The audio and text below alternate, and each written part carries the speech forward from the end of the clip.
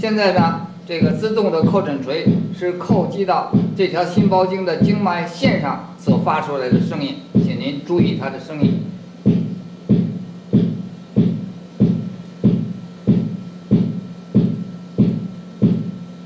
现在我就把叩诊锤移到线外，也就是一般的皮肤上，请您听它的声音。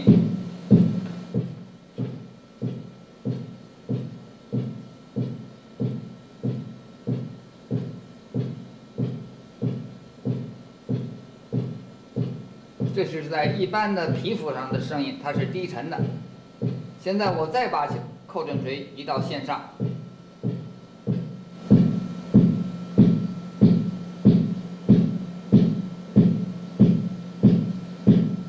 可以听得出来，在经脉线上它是高亢的声音。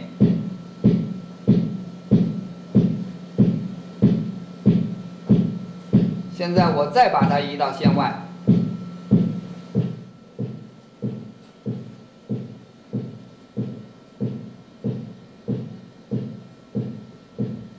还是低沉的，也就是皮肤上是低沉的声音，在经络上它是高亢的声音。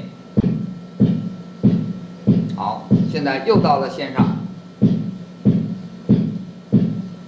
这样我们通过声音的办法就能找到这条经脉线，它确切。